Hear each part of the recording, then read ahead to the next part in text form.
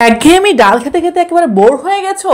তো চলো আজকে তোমাদের সঙ্গে একটি ভিন্ন ধরনের ডালের রেসিপি শেয়ার করব। সেটা হচ্ছে মুড়িঘন্ট ডালের রেসিপি। আসলে আমি কিন্তু এই ডালটা খুবই পছন্দ করি। বিয়ে বাড়ি গেলে তো আমার অন্যান্য আইটেম রেখে আমি ডালটাই বেশি করে খেয়ে নিই। তো মানে এতটাই আমার পছন্দ। তো আজকে কিন্তু সেই বিয়ে বাড়ির স্বাদে একেবারে মুড়িঘন্ট ডালের রেসিপিটা আমি করে তোমাদের দেখাবো। একেবারে সহজভাবে ঘরোয়া সব উপকরণ দিয়েই কিন্তু আমি আজকে রেসিপিটা করব।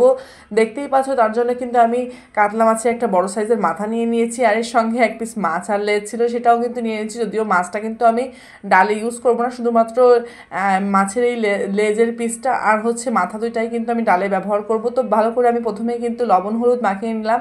মাখিয়ে কিন্তু আমি এগুলোকে একটু কড়াইতে তেল দিয়ে নিয়েছি। এবার কিন্তু আমি ভালো করে মাথা এবং লেজগুলোকে ভালো করে ভেজে তুলে রেখে দেবো।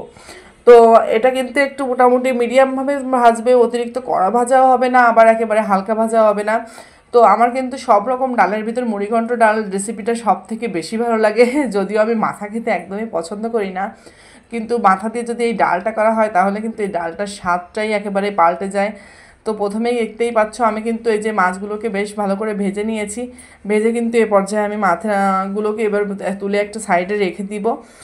তারপর কড়াইতে যে তেল আছে এই তেলের ভিতরে কিন্তু আমি একটা মশলা দিয়ে দিব। আমি আগে থেকে একটা মশলাকে বেটে রেখেছিলাম, তো সেই বাটা মশলাটা আমি কিন্তু এবার অ্যাড করে দিব। এখানে কিন্তু আমি ইউজ করেছি শুকনো লঙ্কা, আদা এবং জিরা, জাস্ট এই তিনটা মশলাই কিন্তু আমি এখানে দিয়েছি, আর কিছুই কিন্তু এখানে আমি দিইনি। সামান্য পরিমাণ জল কিন্তু অ্যাড করে দিলাম যাতে লেগে না যায়। এই পর্যায়ে কিন্তু একেবারে বেশি তেল দেওয়ার কোনো প্রয়োজন নাই।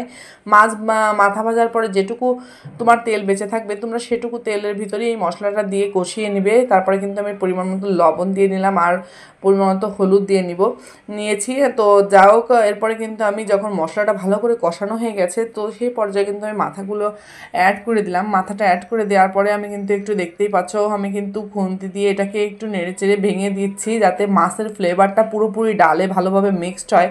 তো এইভাবে তোমরাও কিন্তু মশলার সঙ্গে মাথাটাকে ভালো করে একটু কষে নেবে, একটু এভাবে ভেঙে দিবে। তো আগে থেকে আমি দেখতেই পাচ্ছ এই যে ডালটা কিন্তু আমি আগে থেকেই শুকনো খোলায় কিন্তু ভেজে রেখেছিলাম। ভেজে কিন্তু আমি এটাকে সেদ্ধ করে নিয়েছি। এখানে ভাজার সময় কিন্তু আমি তেল ইউজ করিনি। তোমরা চাইলে সামান্য তেল দিতেও পারো, নাও দিতে পারো, তবে আমার মনে হয় যে তোমার সেদ্ধ করার আগে ওই মুহূর্তে তেল দেওয়ার কোনো প্রয়োজন নাই, ও তাহলেই স্বাদটা ভালো থাকে। তো শুকনো খোলায় হালকা লালচে ব্রাউন হয়ে যাবে যখন, তখন কিন্তু একটা ভালো সেন্ট বেরোবে। মুগ ডাল কিন্তু অনেক সুন্দর একটা সেন্ট বেরোয়। এখানে কিন্তু আমি মুগ ডাল ইউজ করেছি।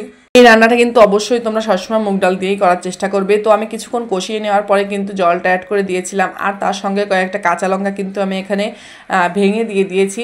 তো যেহেতু শুকনো লঙ্কা ইউজ করা হয়েছে এই জন্য কাঁচা লঙ্কাটা তোমরা একটু কম করে দেবে। এই ডালটা কিন্তু বেশি একটা ঝাল হয় না। তো তারপরে কিন্তু আমি দেখতেই পাচ্ছ জাল করে নিয়েছি। কিছুক্ষণ জাল করে নেওয়ার পর বেশ খানিকটা ঘন হয়ে গেছে। এটা কিন্তু বেশি পাতলা হবে না এই ডালটা, এটাও মাথায় রাখবে অবশ্যই। তো আমি কিন্তু এটা নামিয়ে নিয়েছি এবং ফোড়নের জন্য কড়াইতে দিয়ে দিয়েছি তেল এবং জিরা, শুকনো লঙ্কা এবং তেজপাতা। ব্যাস এগুলো কিন্তু একটু ভালো করে আমি একটু ভেজে নিব। যখন লালচে ভাব হয়ে আসবে সেই পর্যায়ে কিন্তু আমি ডালটা দিয়ে দিব। ডালটা দিয়ে একটু নেড়েচে নিব। একটু সামান্য পরিমাণ চিনি এই পর্যায়ে তোমরা অ্যাড করে দিবা, তাহলে কিন্তু স্বাদটা অনেক ভালো লাগবে।